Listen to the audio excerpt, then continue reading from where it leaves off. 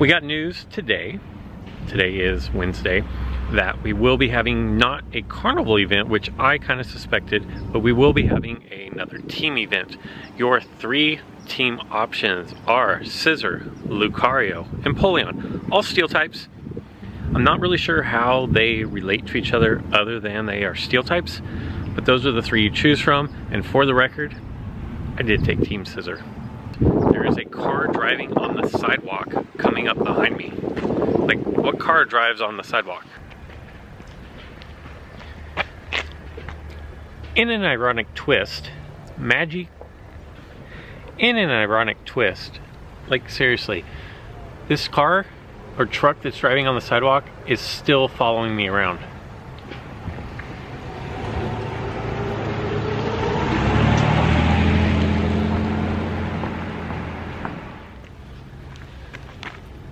In an ironic twist, the one time I don't predict that shiny Magikarp and shiny... In an ironic twist, the one time I don't predict shiny Gyarados is going to be available, it's available. Now, it doesn't say exactly how it's available other than the Sparkle boosters, and from the results logged on my Discord, last time we had Sparkle boosters with shiny Magikarp, you had about a 25% chance total of grabbing the shiny Magikarp out of boosters, but it did seem like most people who pulled one pulled multiples, while most... In an ironic twist. Do you know how hard it is to say in an ironic twist? I've tried this 5 times, 6 times, and it hasn't worked yet, so screw it. We're just gonna go with it. The one time that I don't predict shiny Magikarp,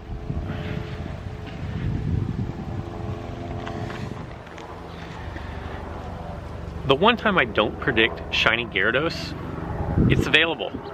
Now, they didn't say how it's going to be available other than the Sparkle boosters, and if you will remember, the last time we had Sparkle boosters was for shiny Magikarp. Watch this guy coming by here in about 3, 2, 1.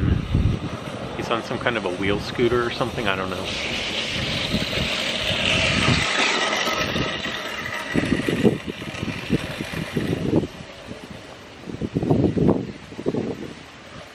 When tallying up the results on my Discord from the people who logged their pulls from the boosters last team event, you have, if memory serves, about a 25% chance total of pulling the shiny Magikarp the first time around.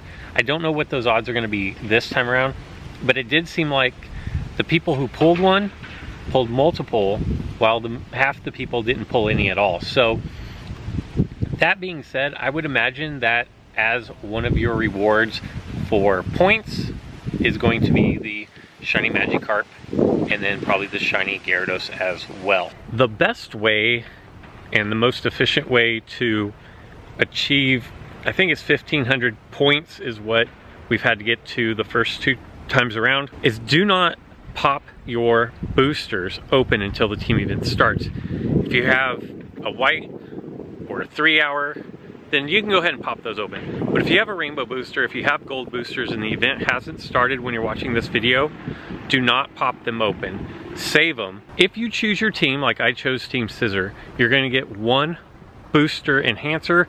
If you choose to go random and let the game decide for you, you're going to get 3 boosters. They do all carry over from the previous team event.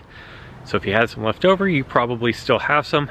I think I have like 14, because I want to say it took 6 boosters for me to reach the upper threshold, whatever that was last time, I think 1,500. And since Lucario, Scizor, and Empoleon are 3 mascots for this team event, I decided to put together a deck where I use all 3 of them. Empoleon and Lucario typically don't get used.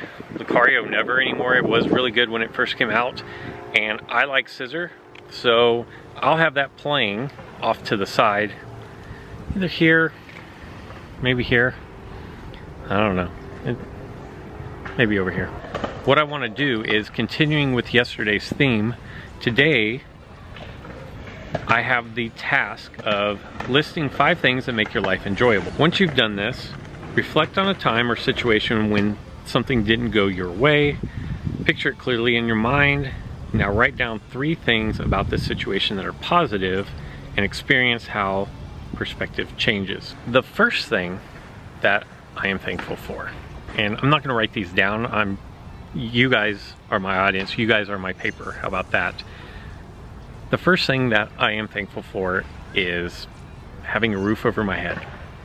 And I know that sounds really cliche, but nothing else in life is possible if you don't have the basic need of food and shelter. And unfortunately, there are a lot of people in this world who can't say that they have food and shelter every day. So for that, I am very thankful. The second thing that I am thankful for is to live in the United States. And I know not all of my audience is in the United States. In fact, we just had Supa, who's from Mexico, on my channel earlier this week. But living in the United States affords me the opportunity to make choices and to have opportunities that I just don't think are available across the globe. Things like being able to create content for YouTube where I can express my opinions without fear of government backlash, I guess, it's a big deal. And I know America's not perfect, but I'm thankful that I live here. The third thing that I'm thankful for is my stepmom. My family, but my stepmom, if I have to single somebody out, while my family loves me and they care about me, my stepmom is very, very supportive and kind of lets me be me, to take risks, to start my own real estate company, to start my own shirt company. She's very supportive in all that, where my dad, for example, he grew up more having to be the man of the house. His father died at a very young age, and he wasn't afforded those opportunities where he could take risks and take chances, and if it didn't work out, it's no harm, no foul. If his risks didn't pan out, then, you know, the family suffered. So I'm thankful that I'm in a position where I don't have that stress of having to be the sole provider for a family, at a young age, but even later in life, where I'm still able to have freedoms and flexibility with my career and my life. The fourth thing I'm thankful for is my girlfriend, and it's not always perfect, but having somebody there who you can spend time with, and it doesn't have to be a girlfriend, your partner. You know, we've come to a day and age where it's not Adam and Eve anymore. It can be Adam and Steve, and I don't even know what the two girls equivalent of that would be. But for me, she's my girlfriend, and I'm very thankful for her. Having somebody there at the end of the day that you can go over ideas with, that you can share experiences with, makes everything just a little bit better. And finally, I would be remiss if I didn't say I was thankful for you all. Without your tuning in, you know, I probably wouldn't even be playing Pokemon Duel anymore, quite honestly, if I weren't creating content for it. But you guys have given me an audience to be creative, and why you tune in, I don't know. But I am thankful for it. I don't question it, and you guys hold me to a standard of producing content that is worthy of your attention, and I'm very thankful for that. To finish out the thought of the card, and what I'm going to challenge you guys to do, some of you will do it, most of you won't, and that's okay.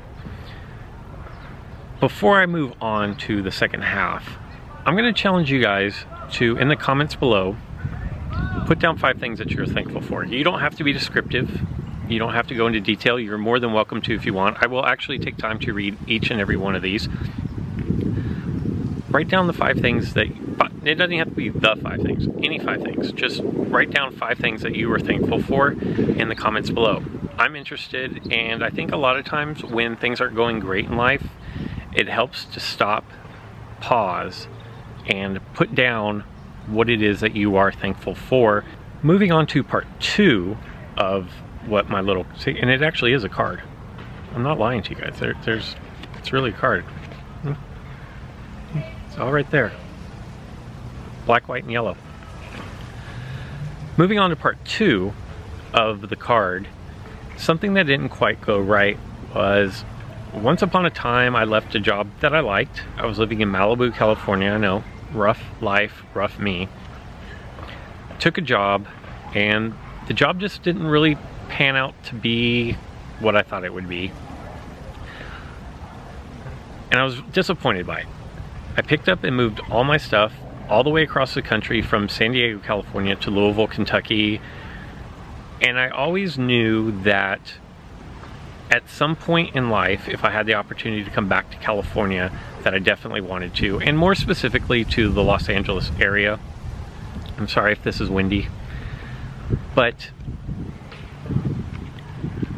as my life has developed and as things have moved on, jobs have come and go, I've taken risks, I've taken chances, all with the mindset of, if the opportunity came back, then I definitely want to try to make it back to Southern California. And because of that, I found an opportunity, I found a moment of time in my life where I could do it. And it just so happens that it coincided with meeting of my current girlfriend, and here I am today. So there you go. A little bit of a day in the life, kind of, but a little more insight into Poke Fodder. And I hope that between yesterday's video, if you didn't watch it, please go watch it. Not because I need or want the views, but because there's a good message there. And with today's video, I hope if you are someone who is struggling with the holiday season and finding it hard to find joy, or you're struggling with just life in general, I hope that these 2 videos and ones that I make in the future, I hope you can take something away from them and use it in your life in order to maybe help you find whatever it is that you're lacking, whether it be happiness or peace or acceptance. So until next time.